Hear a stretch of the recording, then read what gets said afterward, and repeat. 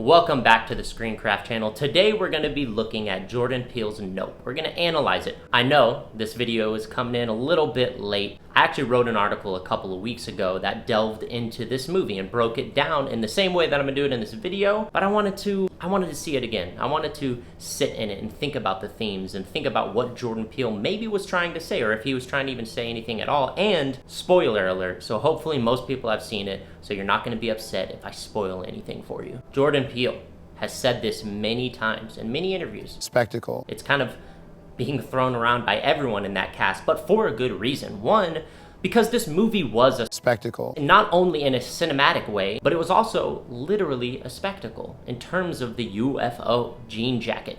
Jordan Peele did something that no one has ever done before in cinema. Jordan Peele explored what a UFO could be, right? An alien in and of itself, a creature in and of itself, a monster. Jordan Peele decided to take the essence of that idea and put it into the movie. And then of course the ending. No one expected what happened at the end with the UFO opening up and turning into a giant flying jellyfish manta ray thing. The article that I wrote was actually called The Dangers of Pursuing Spectacle. What impacted me the most was how Jordan Peele explored the human being relationship to spectacle, to greed, to fame, to money. You can conceptualize spectacle as anything that takes attention away from humans, the things that we're willing to sacrifice ourselves for. Each one of these characters has a very specific and unique relationship to the UFO. We get to explore the human being relationship to the pursuit of spectacle. Antlers, the cinematographer, how do we get introduced to him? Think about it. The first time that we meet Antlers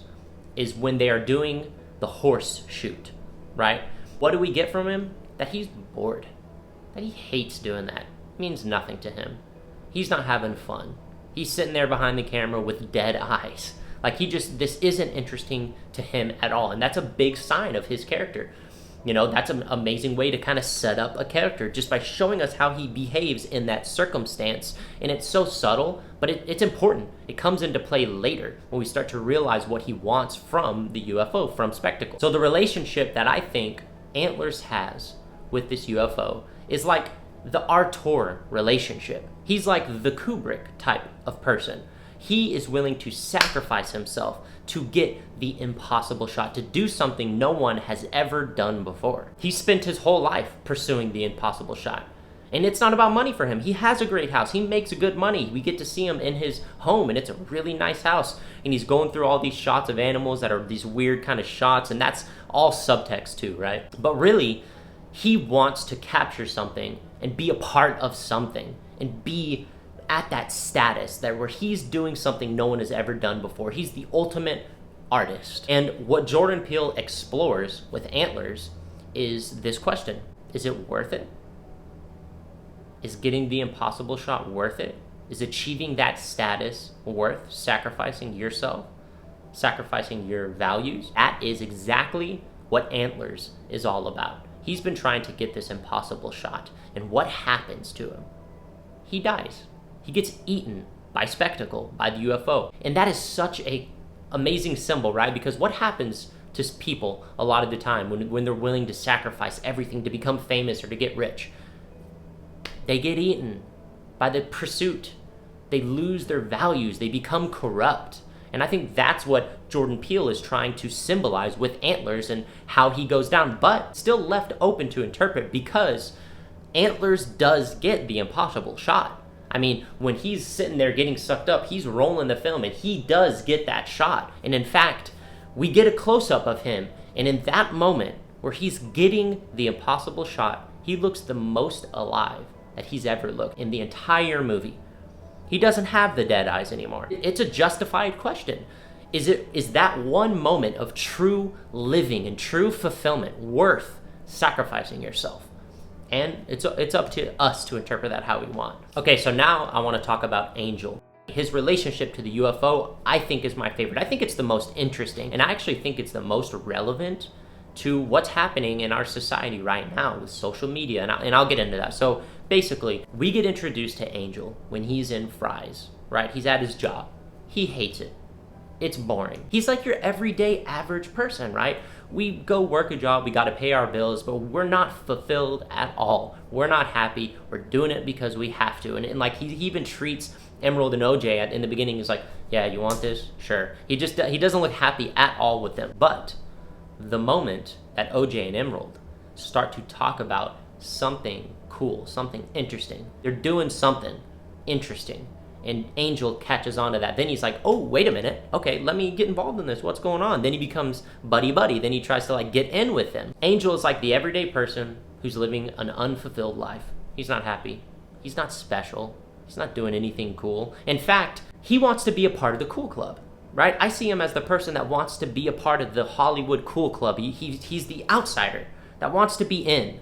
And that first shows up when he kind of starts talking to OJ and Emerald, and they're doing something cool. They're not telling him, and he feels like the outsider, and he wants in. And then it even goes further when he has that one conversation with OJ where he talks about his girlfriend. And it's such a revealing moment for his character, because even after his girlfriend dumped him for a CW show, he still wants to talk about her. He still wants to brag about her because it makes him feel a little bit cool, like he was a little bit a part of the cool Hollywood club, right? And it's sad because he just wants to be a part of something bigger than himself, and he doesn't quite know what that means. So of course he goes to Hollywood, celebrity, which is definitely something that's happening in our society. I mean, just think about social media. Think about how people paint these perfect, fun, beautiful lives on social media, but it's not the reality at all. I definitely feel like Angel connects to that. Here's why to me he's the most interesting character. So he starts out wanting to be a part of the cool club, bragging about his girlfriend in Hollywood, wanting to be a part of whatever OJ and Emerald are doing, some cool thing. But the moment that things take a turn for the worst and it becomes about life or death, right? The horrific, bloody house scene, which is what was, I think, my favorite sequence in the movie. The moment things take that turn and it's no longer just this cool, fun thing, he wants to run. He bails. He's out of there. Does not want to be a part of it. Says a lot about the depth of his values, right? When you're just doing something because you want to seem cool, won't take you that far, right? Because the moment it becomes dangerous, life-threatening, he's out of there. But the twist in that is when he has the conversation with Emerald. She kind of convinces him to stay and help because they need his help, and he feels like he's a part of something. But he asks the question, we're doing something good, right? We're saving people. And that is when his real arc happens, where it goes from this shallow pursuit, wants to be cool, to I can only do this if we're doing something that is actually big and we can save people. That's what it takes for him to stick around, and he does stick around, and he does help. Because he has the change and goes from like, I want to be a part of the cool club, to I just want to do something good. I want to save people. He doesn't die. He is saved at the end. He doesn't have to sacrifice himself, unlike Antlers. Okay, so now let's talk about Emerald. Again, Jordan Peele does not put all this on-the-nose exposition, so there's a lot that we can interpret from her character in terms of like what we know about her relationship with her brother, her relationship with her father, the fact that she's trying to make it out in Hollywood and become famous. I feel like they talk about this enough in the movie, OJ and Emerald, where I feel confident in saying that, like, you know, she never got that validation from her father. That scene where Otis, the father, chooses OJ to go train the horse instead of her. She feels left out. She's staring out of the window. She's upset. It's like that moment of rejection from her father, which is like the worst type of rejection you can endure. OJ in that moment looks at her and does the eye thing, like as a sign, listen, I see you, Emerald. We can only imagine. This is where we have to kind of project our own experiences into the movie, but I envision she, you know, stayed there, didn't have the best relationship with her dad, maybe her and her brother got along, but there was some distance there too, and she left as soon as she could, moved out to Hollywood, making it as an actress. And she, you know, obviously she's made a life for herself. She's not living at the ranch. She had that drive to do it. And I think the kind of rejection from her father was one of the things that pushed her to go do that. And it's important because part of her journey is validation. So anyway, it takes Otis, the father, dying to bring her back. And again, because Jordan Peele doesn't give us all this exposition, we get to imagine the relationship, the way that Emerald and OJ talk to each other and behave around each other, we kind of get a really good sense of who they are. And we get a good sense of the relationship they had with their father. And we also get a good sense of their intentions. We get a good sense of what she wants. She comes back, but for her, it's about money. It's about fame, you could even say. Fame is a better way to put it. She wants to use this crazy situation with this UFO, this dangerous thing. She wants to use it. She wants to commoditize it so that she can get her impossible shot, her Oprah shot, so she can become famous. But she's a good person. She's not like Antlers. And we get a sense of that from the backstory, from her relationship with her father, from her and OJ. Obviously, something deeper to Emerald. And that comes later. What ends up happening with Emerald, right? Her journey starts with she wants to get the Oprah shot so she can get her fame. Emerald becomes kind of the boss of the situation. She goes out there, she's on her walkie-talkie, she's watching everything happening, and she's kind of giving the rundown and telling everyone what to do, right? And things are going well in the beginning. And she's kind of on top of her game. She's out there doing her thing. She's gonna get her Oprah shot, right? And then everything goes wrong. And then freaking TMZ shows up, which is a whole different video in and of itself. But he comes in and ruins the whole thing. And everything starts to go wrong. Now Emerald doesn't know what to do. Because she was pursuing it only for the Oprah shot, what's the backup plan? What do we do when things go wrong? What happens if this thing starts to beat us? She doesn't have an answer to that. Head to head, OJ and the UFO. What happens in that last moment is someone has to step it up and become the hero. Someone has to do something about it. OJ does. And I'll get into that when I talk about his story a little bit. But OJ is the one who steps up. He becomes the hero. He sacrifices himself, not for spectacle, not for fame, like Antlers.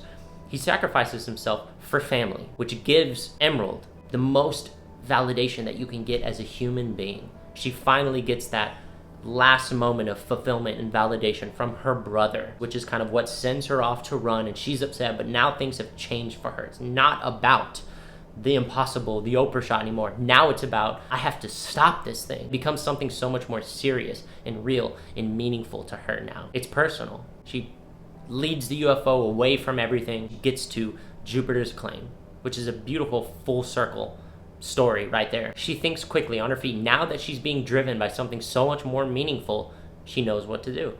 She can think the right way. She's seeing things clearly. So she sees the balloon, cuts it open, sends it up in the air. UFO comes along, it eats it. She gets everything that she wanted. In the end, of course, she thinks her brother's dead at that moment, but it took this revelation of her to realize it can't be about the fame.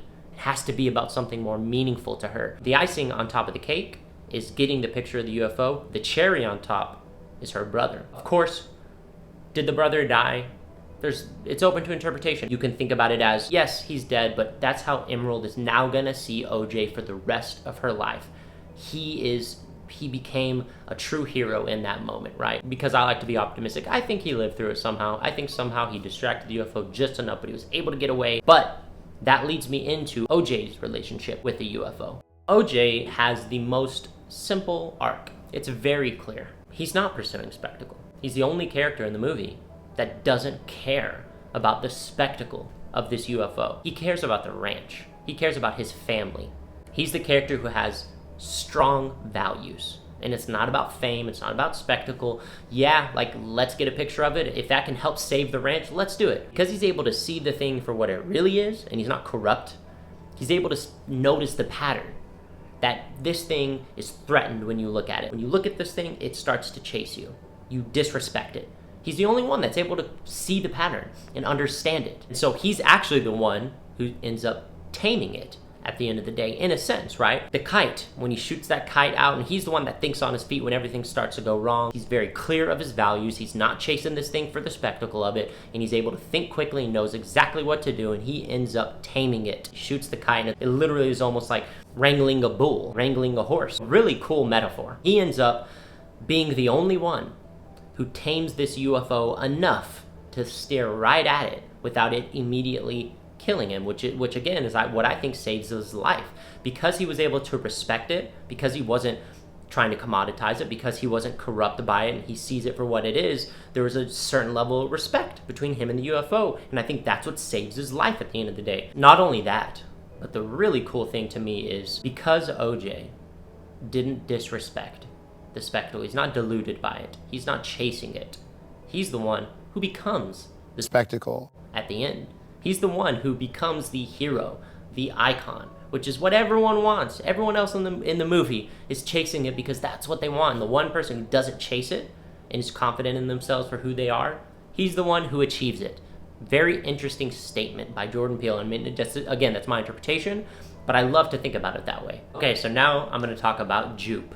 Everyone has talked about Jupe because I feel like his story is kind of one of the most prominent stories. I mean, the whole Gordy sequence took up a lot of the movie. And because everyone has already talked about Jupe, I'm going to try to do this briefly and concisely. So Jupe's character shows us a real example of a spectacle, but the worst type of spectacle. The Gordy sequence seems very much inspired by what happened in 2008. Charla, this chimpanzee basically owned by a woman, her friend came over and the chimp just kind of went crazy and ended up tearing your face off. And it was a horrific scene, and it was a spectacle for sure. And so Jupe's character, to me, is showing us an example of what a spectacle is, but a real spectacle that can happen, that has happened, but in the worst way possible. Something horrific that we just cannot look away from, like a car accident. Jupe's relationship to spectacle, to me, is the most corrupt. He experiences this horrific spectacle, this trauma, and then instead of learning his lesson from that and realizing you have to respect this thing, this wild animal, you have to respect the spectacle, and you have to have your values set in stone if you're really going to be able to do this in the right way. And you can think of that as like chasing spectacle, trying to become famous, trying to make a lot of money, whatever it is, because in a sense, pursuing spectacle isn't innately bad. It's the way that you go about it. But Jupe did not learn his lesson from Gordy. If anything, the way that I saw it, the fist bump was almost like a representation of how Jupe thought he was special. He could tame this thing. The chimpanzee let him live. He was special. He didn't die. And then he actually did that in real life. He commoditized it. A couple that slept in the room with all the memorabilia for like however much, I think it was $50,000 or something. He turned it into a spectacle. He got completely corrupt by that experience and did not learn his lesson or learn to respect it and see it for what it really is. And that backfires on him. The UFO is a spectacle. And instead of him having respect for it, instead of him understanding the dangers of it and what it really can be, the implications, he felt, I'm special. He even said something like, there's something about me. For some reason, I think I'm special, and it knows that I can communicate with it. And it was just a delusion that he built up in his mind because of what he went through with Gordy. And that delusion, that corruption, caused him and 40 other people to die horrific deaths and then have their blood rained all over OJ and Emerald's house. That was the most impactful message. If I had to choose one character, the age-old lesson, yes, you can try to pursue great things. You can pursue spectacle. You can start a business. You can try to become famous and become an actor, whatever it is. You can try to get the impossible shot, but don't become corrupt by it. There's so many ways to interpret it. There's so much subtext. There's so many other lessons you can extrapolate from it. But for me, it was all about having these characters be vessels for exploring human beings and our relationship to spectacle. And each person represents a different journey. Take what you want from it. Learn the lessons you want. And at the end of the day, it's just a fun movie. It's a spectacle in and of itself. If you've seen the movie, watch it again. When it comes out, watch it again and think about it in terms of each person chasing spectacle. Let me see what I can get from it. And if you haven't seen it yet, you just had the whole movie spoiled for you. But when you go see it, think about it like that. See what you can get from it. Anyway, leave a comment. What did you think of this video? What did you think of the movie? Do you think it's his best? Or you still think Get Out is his best? And what do you want to see next from Jordan Peele? Thank you for watching.